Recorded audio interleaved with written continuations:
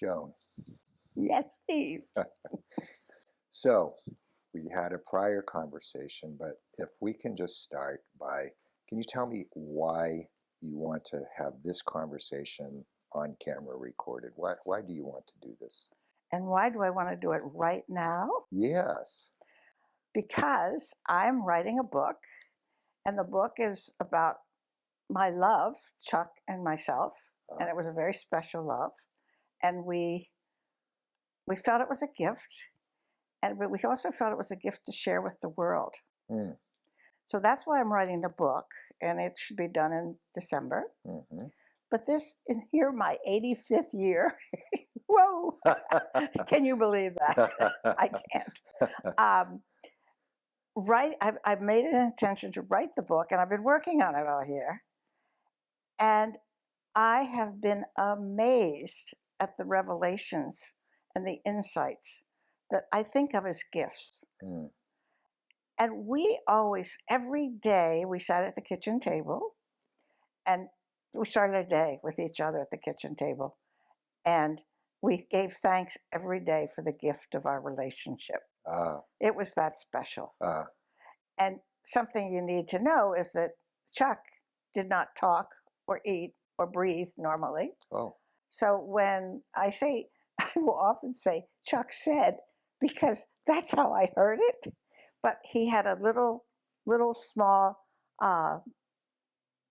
computer, and he would type what he wanted to say and then push a button and it would speak. Oh. And it had a name. It was Michael. Oh. So really, we had a menage a trois. Well, the computer was Michael, the translator, I guess. Yeah. Why did he need that device to be able to speak? In 2000, he had a radical cancer surgery. Oh. And he told the doctor, I think the doctor asked him, just take anything you need to take just so I live. Mm. So obviously, this is a man who had an incredible will to live. Mm. He was a little surprised, though, when he woke up and he couldn't talk. There was nothing left in here. He couldn't even make a sound. Oh. And he couldn't eat, that was one of the harder things, because I like to show love through cooking. Right. And he breathed through a trach. Wow. So I met him, we're talking about 2012 when we met. So he had learned to live with that by the time I met him. Mm. So okay, so all that had already occurred to him, and then... And he had really adjusted to it. Mm. He was tricky, because as I look back through the book, I realized he appeared to have adjusted to it. He used to say to me, it's my job to make other people comfortable with what goes on with me. And he knew how to do that. He also knew how to get people laughing. I mean, he was amazing. But I realized he was not quite as comfortable as he appeared, because he sort of hid some stuff. Well, it had to have been an awful lot for him to go through. Oh, yeah. And so you met him, was it a disfiguring kind of surgery? Physically, or? Not much. Not much. But if you'd known him before, I guess you'd say yes, because his daughters used to say he was as handsome as a movie star. Right. I thought he was very handsome. Yeah. He wore a goatee which covered any kind of, his jaw had to be remade by his rib. So. And you were able to fall in love with a man who had, I mean, by our society standards, he went through a lot. And tell me a little bit about your love story. Sorry, but... Oh, by the way, just so you know, the Yes. tears are just when my heart's filled with love. Yes. It isn't about sadness. Yes. So just know that. Yes. Well, there's something I want to talk about, so I'll try to put your question in that. Yes. We met online, and he was in Delaware, I was in Maine, so it's about 400 miles apart.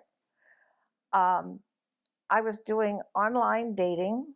No, I was attempting to do online dating, and the dating company kept sending me matches, and I thought, who are they matching?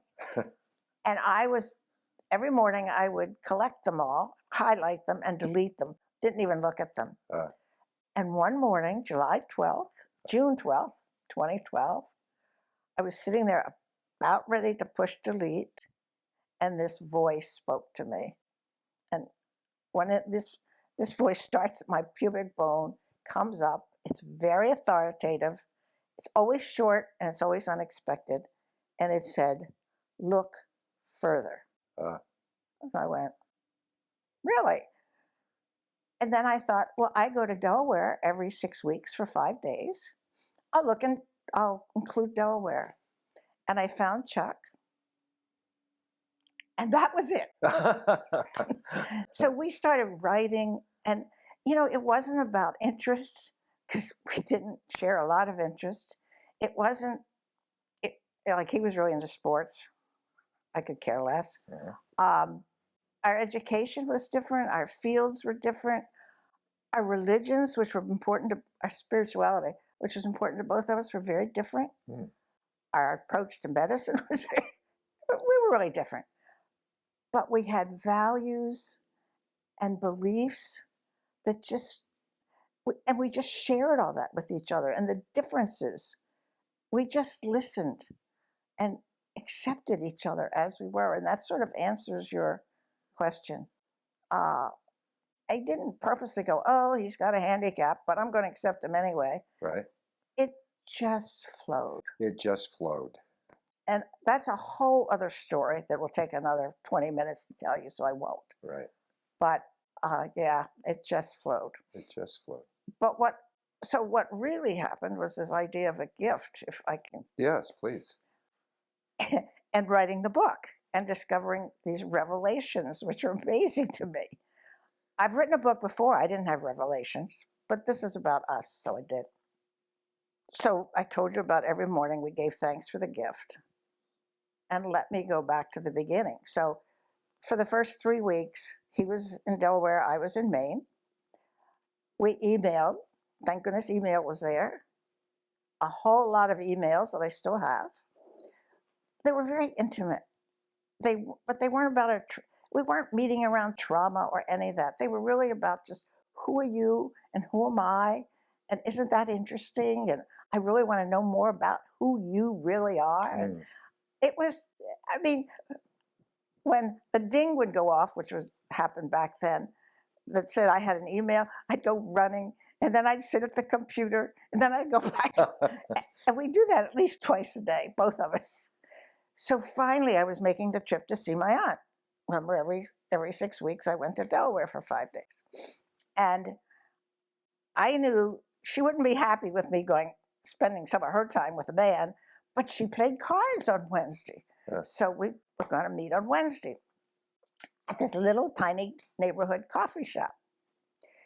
And we met. And again, I could give you all kinds of details about that. Was pretty magical, too. Anyway, 5 hours later, we looked up. It was dark outside. I only thought I was going to be gone for an hour or two. And we had made a plan for him to come to Maine in July. So that was set up. And he was flying. You could just see him. He was like, he said, and again, I say he said, you know. Yeah, I get it. And he used hand motions, and he was just flying. I was not. Oh. One of the pieces I forgot to tell you was that he was very clear. He was clear about everything, which was helpful. That was a gift, too. He had said he only wanted to date women who wanted to share a life. I didn't have to share. No, I wanted to share his life, but share a life. Steve, I'd been married twice. Okay. I'd never shared a life with anybody. It was like, I don't even know what the man's talking about, but I don't want to do it. So we had this great connection. And I went back to Eva's, my aunt's, and it was like, I'm exhausted. And here he is, he's got all kinds of energy. And I just went to sleep, and I woke up in the middle of the night and thought, no way. Mm. There's no way we can share life. So I, on email, a 5-page single-spaced letter telling him all the reasons we wouldn't share life. Mm. This is something I tell you not to do in a relationship. I told him all the reasons had to do with him. 5 pages. 5 single space, mind you. I was thorough. And as soon as I pushed send, my energy came back. Huh. I was like, you know, I'm a very aware person. Yeah. And I'm a therapist. And it's like, well, isn't that interesting? Yeah. And he didn't write right back, but he said, well, it sounds like, if we're not going to share life, I don't, as much as he said, I thought it was wonderful, but if that's what you think, then there's no need of me coming to Maine. Right. And I kind of wiggled a little bit and asked him again, and he went, no. He was clear. If you didn't want to share life, he didn't. So at that time, I finally was like, did I just make a mistake? What was all this incredible connection? He didn't do anything when we were together that would change my mind. What in the world is going on with me? And it was a mystery. Suddenly you were looking at yourself instead of him. Well, that helped. Yeah. Yeah. So I came home from Delaware, and I spent 4 days and hours at night, too, doing therapy with myself on the computer. Wow. I'd ask a question, and then I'd do, like some people would call it, automatic writing or intuitive writing, just flowing. And then I'd get an answer, and then I'd ask a question about that question. So I have a friend who calls that laddering. You just keep going deeper and deeper. And, well, what does that mean? Or how could that be? For hours. And this is the gift. I suddenly realized, and I won't go into how I got there, but the end realization was when I was an infant, and I think you know about child development, that when we're up to 7 years old, it's just hypnotic and we just take sponge stuff in, and it's not verbal.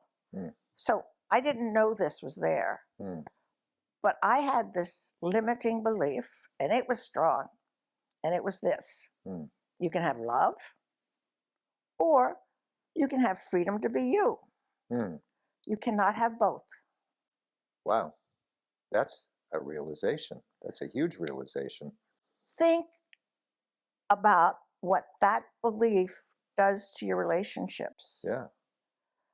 And I remember sitting at the computer, and the sobs that came out of me came from so deep, because I suddenly realized I'd been lonely. And I suddenly realized, well, no wonder my first 2 marriages didn't work. I had to always keep distance. And of course, I would choose men who were good at that. They too kept distance. They were perfect, but they were perfect for that belief. Right. And I just started thinking of what that belief had stolen from me. And I remember sitting, I'm pointing because my office is right through the wall there,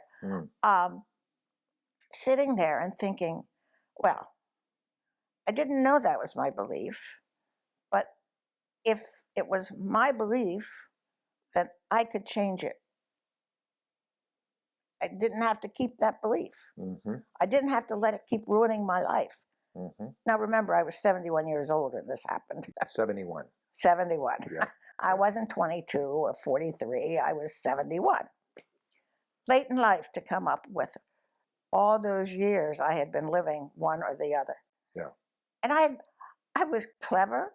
I would have like relationships where we'd see each other on weekends. And then during the week, I was free to be me. Right. So I maneuvered it pretty well. Right. Anyway, I just thought, I don't want to live my life that way. And then I thought,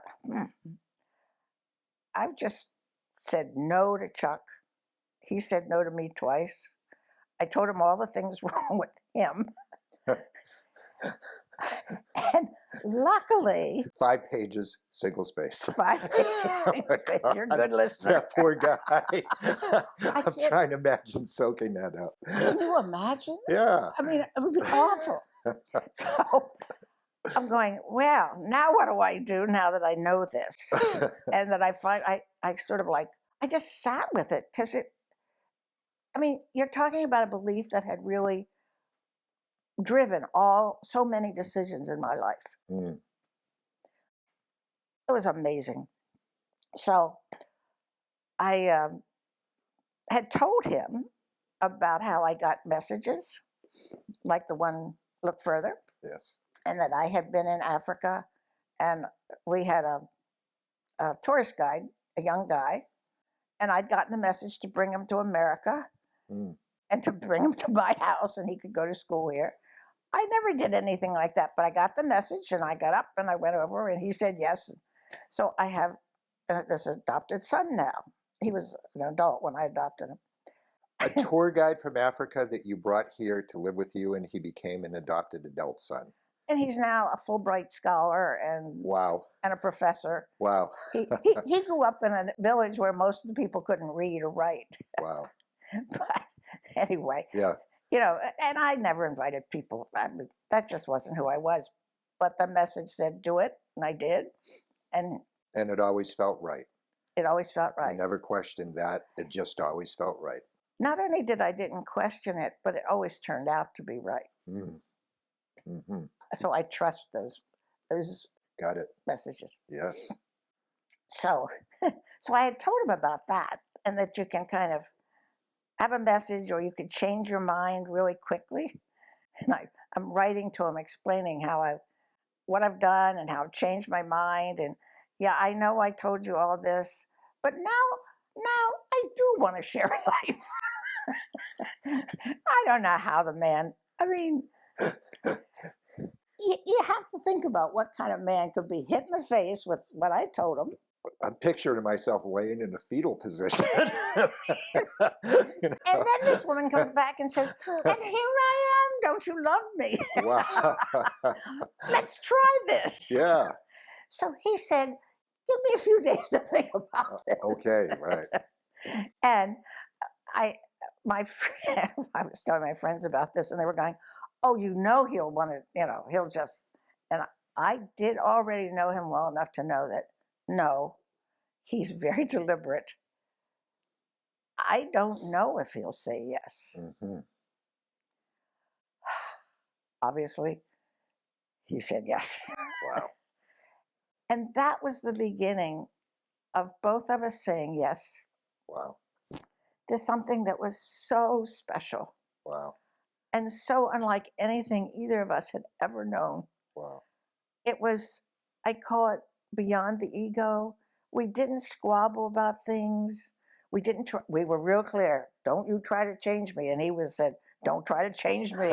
So it was like, okay, Yeah. we accept each other as is. And that means not as is when we clean this up, but as is. Radical acceptance. Radical acceptance. Yeah, I didn't know that term. Those words weren't there then, but they are now. Yeah. That sounds like radical acceptance. And that made such a difference. It pains me when I hear couples bickering about stuff. Mm. And I'll give you a little quickie example of that. When we went to get our wedding license, and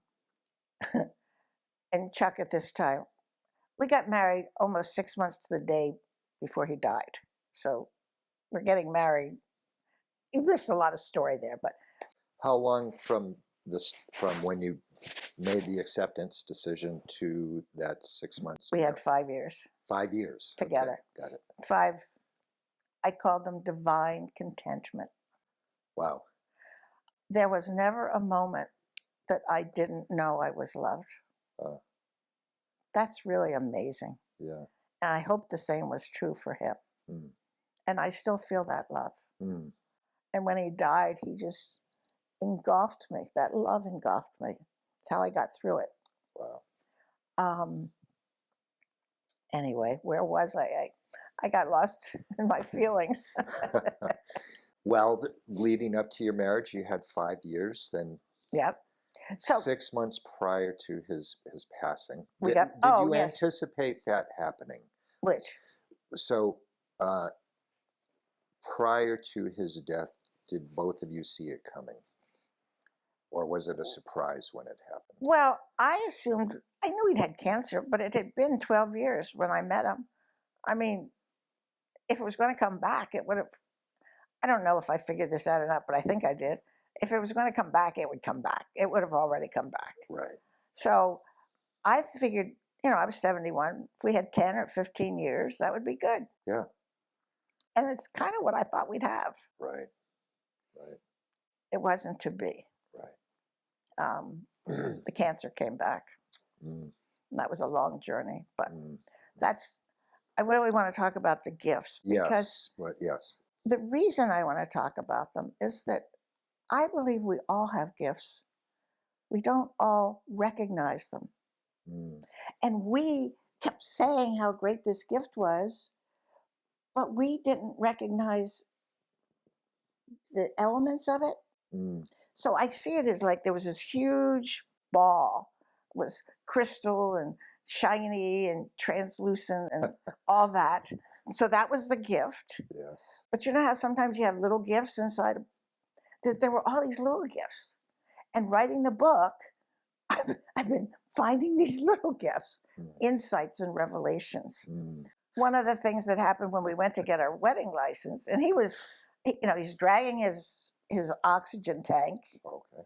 I mean, he was having trouble. He almost died in June, by the way. Oh. And we got married in May. Oh. It was a hot day. We went to get our marriage license, and another couple went with us. We got to City Hall in Wilmington, and he didn't have the documents he needed. Oh. And it was 4:45, and they were going to close at 4:30. So I said, "Oh, okay." So he dragged his oxygen tank back to the car. We drove home, which was a few minutes, came back, got in, got our license about 5 minutes before they closed. And we really didn't have another day to get the license because the next day was busy. Mm. And this woman said to me, "You and Chuck didn't argue about that. You didn't get annoyed at him." And it was really kind of out of my realm. It was like, "What do you mean?" And she said, and this is a couple that really love each other. Mm. And she said, "If that had happened in my marriage, we would have had a big fight." Mm. And it's like, what? Right. What good would that do? Right. So, that was like a mirror, a little picture of what was so incredible about our relationship. Wow. That's beautiful, Joan. Yeah. That's And beautiful. Just in the last week, I had another gift that came from all of that I've told you about.